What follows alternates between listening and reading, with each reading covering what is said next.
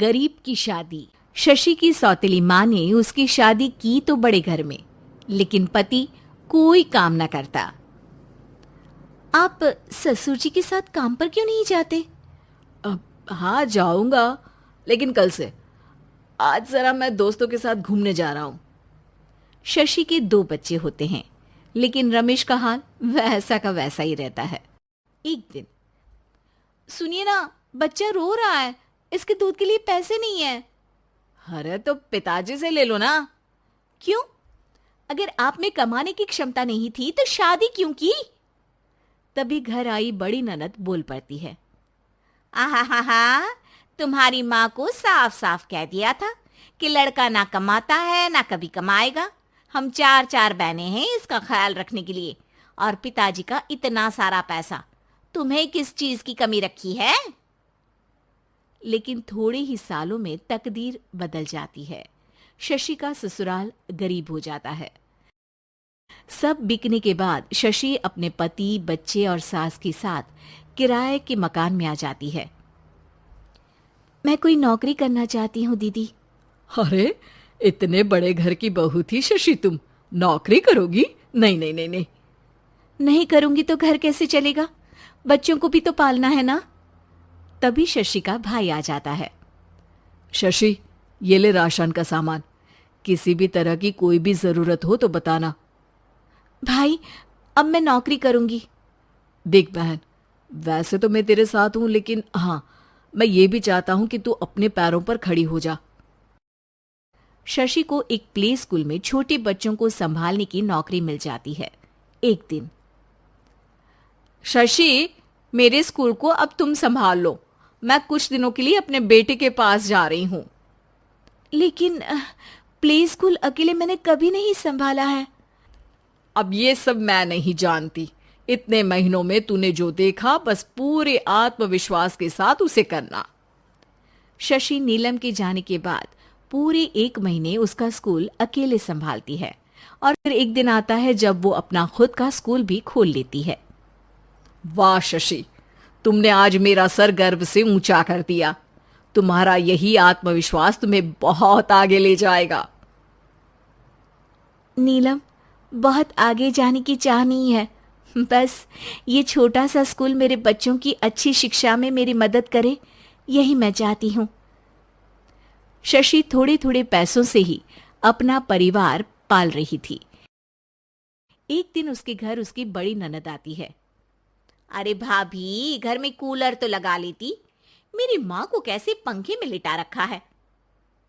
अरे तो शशि कौन सा एसी लगा कर सो रही है? वो भी तो यहीं रहती है ना मेरे पास। ज्यादा यहाँ आकर मेरी बहू को परेशान न किया करो। हाँ हाँ, मुझे भी शौक नहीं है इस छोटे से घर में आने का।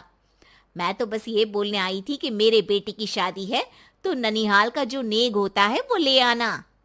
हाँ हाँ, जितना बनेगा कर देंगे, और ना हुआ ना तो वो भी नहीं करेंगे। तभी शशि बोल पड़ती है। अरे नहीं नहीं माँ जी, रीटा घर की बेटी है, उसके ससुराल वाले उससे शादी पर पूछेंगे कि मायके से क्या मिला।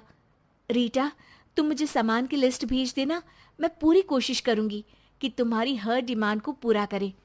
अच्छा, मैं खाना लगाती हूँ। शशि ये बोलकर किचन में चली जाती है। धीरे धीरे कर शशि किसी न किसी तरह अपनी सारी ननदों की डिमांड भी पूरी करती, बच्चों की ख्वाहिशें भी, और उनकी पढ़ाई के लिए पैसे जोड़ती। एक दिन जब शशि का बेटा 12वीं पास करके आता है। माँ, अब तुझे काम करने की जरूरत नहीं है, मैं अब कोई ना कोई नौकरी करके पढ़ाई भी साथ कर लिया करूंगा। शशि को लगता है कि बेटा और आगे पढ़ाई करे, लेकिन वक्त की मार के कारण वो बेटे को काम के लिए हाँ कर देती है। अब बेटा एक बैंक में चपरासी बन जाता है। लड़का देखने में तो बड़ा अच्छा है, अंग्रेजी भी पटर पटर बोलता है, फिर चपरासी क्यों? लड़का सारी बात मैनेजर को बता देता है। अच्छा, तो मैं तुझे एक मौका देता हूँ, तू यहाँ रहकर दूसरे डिपार्टमेंट का भी काम सीख।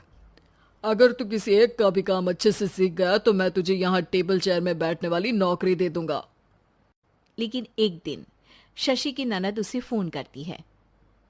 अरे भाभी, देखो मायका तो मेरा तुम लोगों से ही है। मैंने आपके बेटे और मेरे भतीजे प्रदीप के लिए यहाँ एक नौकरी देखी है। पूरे 5,000 मिलेंगे। वैसे करता ही क्या है, चपरासी ही तो है ना। कोई बात नहीं रीटा, मैं उसे इस शहर के बाहर नहीं भेजना चाहती हूँ। बाकी वो शाम को आएगा तो मैं पूछ लेती हूँ। वहीं प्रदीप मैनेजर की बात से खुश हो जाता है और मैनेजर के काम पर ही नजर रखने लगता है। वो उनकी तरह के पेपर पढ़ता, काम करता और आने वाले लोगों की बातें सुनता। एक दिन बैंक में ऑडिट वाले आते हैं। ये गलत है, पूरी बैलेंस शीट नहीं मिल रही है, कहीं ना कहीं गड़बड़ है। ए मैनेजर, क्या करते हो? बैंक के पैसों का हिसाब सही नहीं है। मैनेजर के पसीने छूट जाते हैं। तभी प्रदीप वहां जाता है। अब क्या मैं ये बैलेंस शीट देख सकता हूँ? अरे बेटा मजाक नहीं, जाओ पानी लेकर आओ एक गिलास।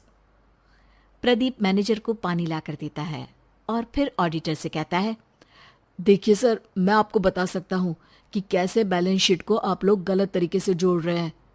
ऐसा बोलकर प्रदीप एक एक कर सारे डाउट क्लियर कर देता है। अरे हाँ, ये तो पॉइंट हमने देखे ही नहीं थे। गुड, कौन है ये बच्चा?